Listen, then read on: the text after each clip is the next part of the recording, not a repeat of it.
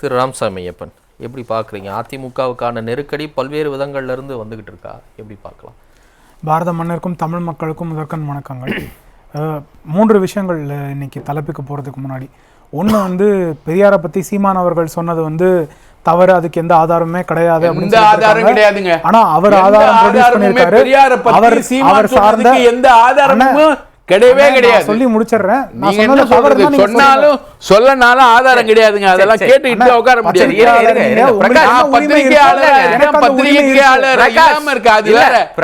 எந்த ஆதாரமும் கிடையாது. அதுக்கு நீங்க இல்லங்க பாருங்க, ஆதாரமும் கிடையாது சார். பிரகாஷ் எந்த ஆதாரமும் கிடையாது. பிரகாஷ் திரும்புங்க, இந்த பக்கம் திரும்புங்க. பிரகாஷ் திரும்புங்க, உரிமையே கிடையாது சார். பிரகாஷ் பெரியாரை பத்தி பேசிட்டு பிரகாஷ் உரிமை கிடையாது பிரகாஷ் அப்படின்றது மகாராஷ்டிரா பாருங்க. இல்ல பிரகாஷ், இல்ல திரும்புங்க, இல்ல இருங்க பிரகாஷ் பத்தி பேசிட்டு நீங்களா எல்லா ஊர்லயும் சார், எல்லா ஊர்லயும் பிரகாஷ் இருங்க, எல்லா ஊர்லயும் எல்லாரையும் கேள்வி கேட்கிறதுக்கான உரிமை இந்த அரசியலமைப்பு சட்டம் கொடுத்திருக்கிறது. இல்ல பிரகாஷ் பிரதமராக இருக்கலாம், இல்ல இந்த நாட்டின் முன்னோடிகளாக இருக்கலாம், நம்ம நாட்டோட இதுன மகாத்மா காந்தி அவர்களையும் கேள்வி கேட்கிறதுக்கான உரிமை இந்த நாட்டு இந்த நாட்டு பிரகாஷ் பிரகாஷ் நான் சுட்டு பிரகாஷ் சுட்டு கொன்னீங்களே பிரகாஷ் ஆதாரம் கொடுங்க இருக்கு. பிரகாஷ் யாரு கோட்சே யாரு? பிரகாஷ் நீங்க போய் ஆட்சிக்கு அதிகாரத்துக்கு பாருங்க. பிரகாஷ் சமாதிக்கு நீதிமன்றங்களே வெக்கமா இல்ல? பிரகாஷ் நீதிமன்றம் என்ன சொல்லுமா உங்களுக்கு? இல்ல ஒரு நிமிஷம் அமைதியா இருங்க. நீதிமன்றம் என்ன சொல்லி இருக்கு? ஒரு நிமிஷம் இல்ல பிரகாஷ், கொஞ்சம் அமைதியா இருங்க, அவர் பேசட்டும். ஒருவேளை அவர் ஆதாரம் இருக்குனாலும் நீங்க இல்ல நம்புறீங்கல்ல, எல்லாரும் அதை வலியுறுத்துறீங்கல்ல, அது மக்கள் கிட்ட காமிச்சா மக்களே முடிவெடுக்கட்டும். கொஞ்சம் உணர்ச்சி வசப்பட வேண்டாம், அமைதியா இருங்க, அவர் பேசட்டும். பிரகாஷ் அமைதியா இருங்க. ராமசாமி பேசுங்க. 3 விஷயங்கள். முதல்ல சொன்ன மாதிரி சீமான் அவர்களும் அவர்கள் கட்சியை சார்ந்தவர்களும் பல நிகழ்ச்சிகள்ல அந்த ஆதாரங்களை கொடுத்திருக்கேன் அப்படின்னு அவங்க சொல்லியிருக்காங்க. அது ஒன்று. இல்ல அது ஆதாரம் இல்லைங்கிறது மறுபடியும் சொல்லப்பட்டிருக்கு. 1953 குறிப்பிட்ட தேதி விடுதலை மக்களுக்கு பிரசுரிக்கவே இல்லைங்கிறது பாக்குற மக்களுக்கு அது ஏற்கனவே பப்ளிஷ் ஆனதுக்கான ரெக்கார்ட்ஸ் இருக்கு. அது அவர்கள் பார்த்து அதை அவங்க கைது ஒண்ணு இல்ல. அப்ப நீங்க இல்ல இன்னைக்கு ஒரே ஒரு நிமிஷம் நான் அதான் ஒரு கேள்வியாவே வச்சிருக்கேன். சொல்லக்கூடாது. இல்ல நான் அதான் ஒரு கேள்வியாவே வச்சிருக்கேன். அப்ப இன்னைக்கு நீங்க ஆதாரபூர்வமாக ஜட்மெண்டாக இந்த மாதிரி ஸ்டேட்மெண்டே கிடையாது, இன்னைக்கு ஜட்மெண்ட் நீங்க கொடுக்குறீங்களா? இல்ல இல்ல ராமசாமி, 1953 அவர்கள் குறிப்பிட்ட அந்த தேதி விடுதலை, 4 பக்க விடுதலை, அந்த 4 பக்க விடுதலையிலையும் அந்த சொல்லப்பட்ட கருத்து எங்கேயுமே இடம்பெறவில்லை. நான் சொல்ற இது சிம்பிளான, அது ஆராய்ஞ்சு பார்த்தாச்சு. நான் சொல்ற ஸ்டேட்மெண்ட் சிம்பிளானது. பெரிய யார் மேல பெரிய தலைவர்கள் சொல்லாமல கேஸ் போட வேண்டியதானே? நீங்க இப்ப அவசரப்படுறீங்க. 60 கேஸ் தமிழ்நாடு முழுக்க பதிவு பண்ணிருக்காங்க. கேஸ் போட வேண்டியதானே? அதுக்கு ப்ரூஃபே கிடையாது. இல்ல அடுத்து இரண்டாவது விஷயம், பெரிய தலைவர்கள் யாராக வேணா இருக்கலாம், அவர்கள் சில தவறான கருத்துக்களை சொல்லி இருக்கலாம். அந்த தவறான கருத்துக்களை கேள்வி கேட்கறதுக்கான உரிமை எல்லாருக்குமே இருக்கு. ஒருத்தர் ஒரு தவறான கருத்தை சொல்லி இருக்காருன்றனால அவரோட தலைமையோ அவரோட அம்மாவை கேள்வி நீங்க கேள்வி கேட்கறத நான் உங்களை பார்க்க முடியாது. என் தாயோட கற்பை கேள்வி கேட்பதை பார்த்துக்கிட்டு இருக்காது. ராமனோட மனைவி கற்புக்கரசின்றத நான் கேள்வி கேட்கறது உங்களால எப்படி பார்த்துட்டு இருக்க முடியும்? என்னங்க ஞாபகம், பெரியார பேசிட்டு நீங்க நடமாடவே முடியாது. ஞாபகம் பிரகாஷ் இருங்க. பிரகாஷ் இல்ல பிரகாஷ், உங்களை பாத்துக்கிறீங்களா? அமைதியா நடமாட முடியாது. பிரகாஷ் என்னங்க இது? கொஞ்சம் அமைதியா இருங்க. இல்ல எல்லாருக்கும் உணர்வு இருக்கு, உணர்ச்சி இருக்கு, வெளிப்படுத்த முடியும். கொஞ்சம் அமைதியா இருங்க. அவர் சொல்றது தவறு, அவதூறுனா பாக்குற மக்கள் தெளிவா புரிஞ்சுப்பாங்க. நம்ம பேசுற கருத்துக்களை எல்லாம் புரிஞ்சுக்காத முடிய அளவுக்கு தான் தமிழ்நாட்டு மக்கள் இருக்கிறாங்களா? இல்ல எனக்கு புரியுதுங்க, கொஞ்சம் பொறுமையா இருங்க. பிரகாஷ் எத்தனை விவாதம் பார்த்திருக்கீங்க, எவ்வளவு வருஷம் சீனியர் ஜெர்னலிஸ்டா இருக்கீங்க, ஏன் உணர்ச்சியை கட்டுப்படுத்த முடியல? என்ன கொஞ்சம் அமைதியா இருங்க. இது நாராயண குருவை பத்தி புரியுதுங்க, கேரளால பேச முடியாதுங்க. புரியுதுங்க பிரகாஷ், சுத்த முடியாது. வைகுண்டரை பத்தி கன்னியாகுமரியில பேசி சுத்த முடியாது. இருங்க எம்ஜிஆர் பத்தி பேசி தமிழ்நாட்டுல சுத்த முடியாது. பிரகாஷ் நீங்க இப்படி பண்ணீங்கன்னா விவாதம் நடத்தவே முடியாது. பிரகாஷ் கொஞ்சம் அமைதியா இருங்க. விடுங்க கொஞ்சம் அமைதியா இருங்க. இல்ல ராமசாமி சப்ஜெக்ட்டுக்கு வாங்க. பெருந்தலைவர்கள் பலர் இருக்காங்க. அவர்கள் தவறாக ஏதாவது செய்திருந்தால், ஏதாவது ஒரு கருத்து சொல்லியிருந்தா அதை கேட்கறதுக்கான சுதந்திரம் இந்த அரசியலமைப்பு சட்டம் கொடுத்திருக்கிறது. அதை நம்ம கேட்க முடியும். இரண்டாவது விஷயம், இந்த மாதிரி த்ரோ ஆஃப் பண்ணி டிபேட்டை த்ரோ பண்றது மட்டும் தான். நீங்க சப்ஜெக்ட் வாங்க. அதிமுக குறி வைக்கிறாங்களா பாஜக? அதுதான் இங்க நடந்துகிட்டு இருக்கா? அந்த இடத்தை பிடிக்கிறதுக்கான வேலை தான் நடந்துகிட்டு இருக்கா? எம்ஜிஆர் அபிமானம் முத கூட்டணி கருத்து வரைக்கும் சொல்லுங்க. அடுத்தது ஒன்று, எம்ஜிஆர் அவர்களை பற்றி பேசுவதற்கான உரிமை அனைவருக்குமே இருக்கு. அதில் அண்ணனே இப்போ சொன்னாங்க, அதாவது ஆதவர்ஜுனா அவர்கள் பேசுறாங்க, இவர் விஜய் அவர்கள் பேசுறாங்க, இவருக்கு மட்டும்தான் உரிமை இருக்கிறது, ஒருத்தருக்கு மட்டும்தான் உரிமை இருக்கிறதுன்றே கிடையாது. ஒரு நல்ல தலைவர் இருந்தால் அவரை பத்தி புகழ்ந்து பேசுறதுக்கான உரிமையும் எல்லாருக்கும் இருக்கு. எப்படி வந்து தவறு செய்திருந்தால் அந்த கேள்வி கேட்கறதுக்கான உரிமை இருக்கோ அதே மாதிரி புகழ்ந்து பேசுறதுக்கான உரிமையும் எல்லாருக்கும் இருக்கு. ஒன்று. இரண்டாவது, ஒரு நல்ல தலைவரை புகழ்ந்து பேசுவது எல்லாருக்குமே பெருமை தான். தமிழ்நாட்டை சார்ந்த ஒரு தலைவர், தமிழ்நாட்டின் முன்னாள் முதலமைச்சர், அவரை பத்தி பெருமையா பேசுறாங்க அப்படின்னா அது நல்ல விஷயம். அதை வந்து ஒருத்தவங்க அடாப்ட் பண்ணிக்கிறாங்க அப்படின்றனால அவங்க மட்டுமே அவங்க அபகரிச்சுட்டு போற ட்ரை பண்றாங்க அப்படின்னா அந்த அளவுக்கு இன்செக்யூரிட்டி நம்ம கிட்ட இருக்கா, இல்ல அந்த அளவுக்கு இன்செக்யூரிட்டி அந்த தலைவரை பத்தி நம்ம கிட்ட இருக்கா அப்படின்ற ஒரு பயம் இருக்கிறது.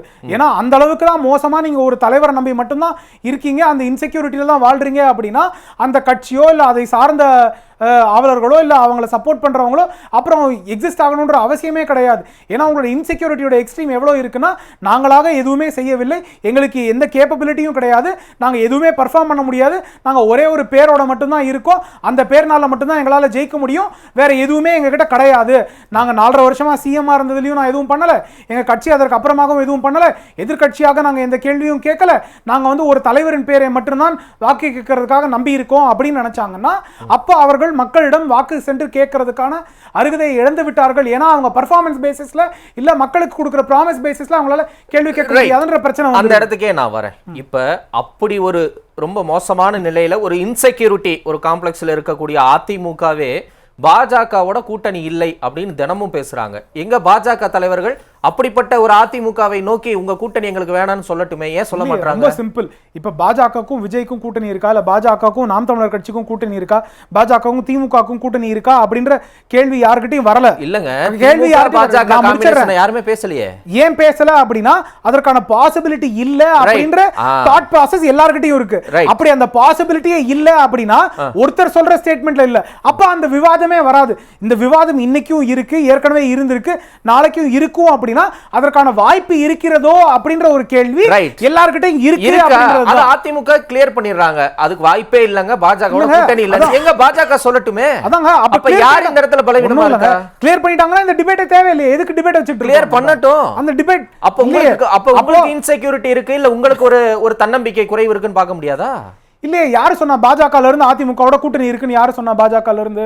ஏன் இல்லன்னு சொல்றேன். இல்லன்னு சொல்லணும். ஒரு அரசியல் கட்சிக்கு இவங்க சொல்றாங்க ஒண்ணும் இல்லையே, எல்லா அதான் நாளைக்கான கூட்டணி மாத்தி வச்சுப்பாங்கல்ல. பாஜக இல்லன்னு சொன்னாங்க, பாஜக கூட்டணி வச்சுக்கிட்டாங்க, அப்புறம் பாஜக கூட்டணியை முடிச்சுக்கிட்டாங்க, அதற்கப்புறம் அதற்குள்ள வாய்ப்பு இருக்குன்னு அவர்கள் கட்சியை சார்ந்த தலைவர்களே சொல்லியிருக்காங்க, அவங்க கட்சி சார்ந்த தலைவர்களே அதே நேரத்தில் இல்லன்னு சொல்லியிருக்காங்க.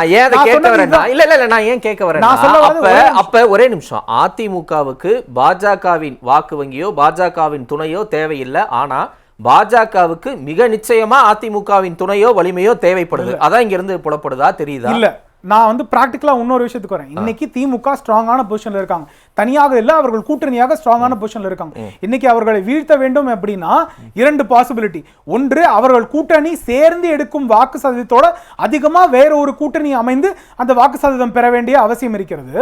இல்லாட்டி அவர்கள் கூட்டணி உடைந்து அந்த கூட்டணி உடைந்த பிறகு என்ன வாக்கு சதவீதம் இருக்கிறதோ அதோட அதிகமான வாக்கு சதவீதம் பெற வேண்டிய அவசியம் வேற ஒரு கூட்டணிக்கு இருக்கிறது. அது எந்த கட்சியோட காம்பினேஷனாக இருந்தாலும் சரி, எந்த கட்சியோட லீடர்ஷிப்ல இருந்தாலும் சரி, பாஜக லீடர்ஷிப்பா இருந்தாலும் சரி, அதிமுக லீடர்ஷிப்பா இருந்தாலும் சரி, இல்ல அவர்கள் இருவருமே சேர்ந்து இருந்தாலும் சரி, அந்த தேவை இருக்கிறது. அப்போ இன்னைக்கு திமுகவோட கூட்டணி வந்து எவ்வாறு உடையும், இல்லாத அவர்களோட அதிகமாக வாக்கு சதவீதம் எவ்வாறு பெறுவார்கள் அப்படின்றது. அப்போ இருவருக்கான தேவை இருக்கிறது. வெறும் அரித்மெட்டிக்கலா அந்த தேவை இருக்கிறது, இல்ல பிராக்டிக்கலா இன்னைக்கு பொலிட்டிக்கலான ஒரு தேவை இருக்கிறது. At the end of the day இவங்க 2 பேரும் எலக்ட்ரல் பாலிடிக்ஸ்ல இருக்க பொலிட்டிக்கல் பார்ட்டி. இவங்களுக்கு என்ன தேவை? தேர்தலில் வெற்றி பெறணும். தனியாகவோ ஒரு எம்எல்ஏ, ஒரு எம்பி, ஒரு கவுன்சிலர், ஒரு பஞ்சாயத்து தலைவர், இல்ல நாளைக்கு அசம்பிளிக்கு வரணும் அப்படின்னா அவர்களுக்கு அதற்கான வெற்றி பெற வேண்டும் அப்படின்ற தேவை இருக்கிறது. அப்ப அந்த அரித்மெட்டிக் வந்து 2026 தேர்தலுக்கு போகும்போது என்ன தேவையோ, இன்னைக்கு ஏன் ஈரோடுல போட்டியிடல, எப்படி இருந்தாலும் ஜெயிக்க போறது இல்லைன்னு யாரும் போட்டியிடாம இருக்காங்க. அதுல வந்து நாங்க இம்ப்ரெஷனை கிரியேட் பண்ணணும் அப்படின்னு நினைக்கிறவங்க தனியா போட்டியிட போறாங்க. இப்ப 2026 ஜெயிக்கணும் அப்படின்னா அன்னைக்கு இருக்க அரித்மெட்டிக் என்ன தேவையோ அதற்கு ஏற்ற மாதிரி பார்க்க போறாங்க. இல்ல ஒண்ணும் இல்ல, 2024 என்ன ஆச்சுன்னு அவங்களுக்கு தெரியும், அவங்களுக்கு மத்த பை எலெக்ஷன்ல என்ன ஆச்சுன்னு தெரியும், லோக்கல் பாடி எலெக்ஷன்ல என்ன ஆச்சுன்னு தெரியும், போன அசம்பிளி தேர்தல் என்ன ஆச்சுன்னு தெரியும். அந்த அரித்மெட்டிக் பேசிஸ்ல அவங்க கால்குலேட் பண்ண போறாங்க. அதற்கான விவாதம் இன்னைக்கு ரொம்ப சீக்கிரமா ஆரம்பிச்சிட்டோம் அப்படின்றத பார்க்க வேண்டிய தேவை. அவர்கள் 2026 தேர்தலுக்கு முன்னாடி அந்த நிர்ணயம் செய்யும் அப்படின்னு டெஃபினட்டா. ஓகே ராமசாமி, நிறைவு கருத்து. இபிஎஸ்க்கு சவால் அவரே தான். நான் எப்படின்ற மூணு விஷயங்கள் சொல்றேன். ஒன்று, எதிர்க்கட்சி தலைவராக பிரதானமாக இங்கே காமிக்க முடியும்னா ஈரோடுல எல்லா எதிர்க்கட்சிகளையும் அழைத்து எல்லாரையுமே புறக்கணிக்க வச்சிருந்தாங்கன்னு வச்சுக்கோங்க. அப்போ அவர் வந்து அவரோட இதை எஸ்டாப்ளிஷ் பண்ணியிருக்காரு, மற்றவர்கள் அட்லீஸ்ட் அந்த பேச்சுவார்த்தைக்கு டிஸ்கஷனுக்காவது வராங்க அப்படின்னு தெரியும். இங்கே ஒரு தனி கட்சியாக மட்டும் அவங்க முடிவெடுக்கிறாங்க அப்படின்னா அவங்களால இன்னும் அந்த ஸ்பேஸை எஸ்டாப்ளிஷ் பண்ண முடியல, அந்த ரெஸ்பெக்டை கெயின் பண்ண முடியல அப்படின்ற இது இதர் கட்சியாகவோ இல்லை தனிநபராகவோ இருக்கு அப்படின்றது. இரண்டாவது சந்தேகம், பாஜகவை கூப்பிட்டு நீங்களும் புறக்கணிங்க இல்ல நாம் தமிழரை கூப்பிட்டு புறக்கணிங்கன்னு சொல்லணுமா? அது எப்படி சொல்ல முடியும்? இல்ல, ஏற்கனவே பாஸ்ட்ல இந்த மாதிரி ஒண்ணு கூட்டணியிலே கிடையாது, இன்னொரு கட்சியில எப்படி தலையிடுவாங்க? இதற்கு முன்னாடி பல கட்சிகள் திமுக உட்பட இந்த மாதிரி பை எலெக்ஷன் நடக்கும்போது இது டெமோக்ராட்டிக்கா நடக்காது, இது ப்ராப்பரா எலக்ட்ரலா சரி கிடையாது, இவர்கள் தவறு செய்வார்கள், அதனால நம்ம புறக்கணிச்சோம்னா அது ஒரு சிம்பிள் ஆஃப் ப்ரொடெஸ்டா இருக்கும், அது ஒரு இன்ஸ்டன்ஸா இருக்கும், அது நம்ம வந்து ஆளும் கட்சியை கேள்வி கேட்கிற மாதிரி ஒரு வாய்ப்பா இருக்கும்னு பல கட்சிகள் கலைஞர் அவர்கள் காலகட்டத்தில் திமுக செய்திருக்கிறது, முன்னாடி பல கட்சிகள் தமிழ்நாட்டில் செய்திருக்காங்க, மற்ற மாநிலங்களில் இன்னைக்கும் கட்சிகள் செய்து கொண்டு இருக்கிறார்கள். அந்த மாதிரி ஒரு சிச்சுவேஷன் அவங்க இழந்து விட்டாங்க. இரண்டாவது, ஒன்றும் இல்லை, விஜயோட கூட்டணி அப்படின்ற ஒரு இன்ஸ்டன்ஸ் கூட வருவோம். அவங்க வந்து அவங்களோட டிஸ்கஸ் பண்ணும்போது விஜய் வந்து ஒரு 8 சீட்டு 10 சீட்டுன்னு சிங்கிள் டிஜிட்லயோ இல்லை சின்ன லோயர் டபுள் டிஜிட்லயோ 25க்கு கம்மியா அவர் ஒத்துப்பாரா அப்படின்னு. இல்ல அதிமுக மாதிரி ஒரு பெரிய கட்சி, ஒரு எண்ணிக்கை இன்னைக்கு வரைக்கும் காமிக்காத, ஒரு அடிப்பட்ட கட்டமைப்பை காமிக்காத ஒரு கட்சி கிட்ட நாங்க வந்து பாதிக்கு பாதி எடுத்துப்போமா அப்படின்னு பேசினாங்க அப்படின்னா அவர்களோட தலைமை எந்த நிலைமையில இருக்கு அப்படின்னு அவர்கள் கட்சியை சார்ந்தவர்களுக்கே கேள்வி வரும். இது இல்லாம அண்ணன் சொன்னாங்க தெளிவான ஒரு விஷயம், விக்கிரவாண்டியில எப்படி வந்து ஒரு பிரதான எதிர்கட்சி அவர்களோட வாக்கை இன்னொரு கட்சிக்கு இழக்கிறாங்க அப்படின்னு. இந்த தேர்தல் புறக்கணிப்புன்னு அவங்க கேண்டிடேட் நிறுத்தாறதுல மட்டும் இல்ல, அவங்க கட்சியை சார்ந்தவர்கள் அந்த கட்சிக்கு வாக்களிக்காம இருக்கிறதுலையும் அவங்களோட புறக்கணிப்பு இருக்கு. ஆனா அந்த கட்சியே இன்னொருத்தருக்கு வாக்களிச்சிடுறாங்க அப்படின்னா அது இன்னும் புறக்கணிப்பு கிடையாது. அந்த மாதிரி ஒரு லூசிங் ஸ்ட்ரென்த், லூசிங் ஃபெய்த் பொசிஷன்ல தான் எடப்பாடியார் இன்னைக்கு இருக்கார். அவர் வந்து இன்னும் அவர் 2021 என்ன மாதிரி ஒரு ஸ்ட்ராங் பொசிஷன்ல இருந்தாரோ அந்த பொசிஷன்ல இருக்கணும் அப்படின்னா அதற்கான வேலைப்பாடுகளை அவர் செய்ய வேண்டிய அவசியம் இருக்கிறது. அதை போன 3 ஆண்டுகளாக அவர் செய்யவில்லை அப்படின்ற ஒரு பார்வை இருக்கிறது.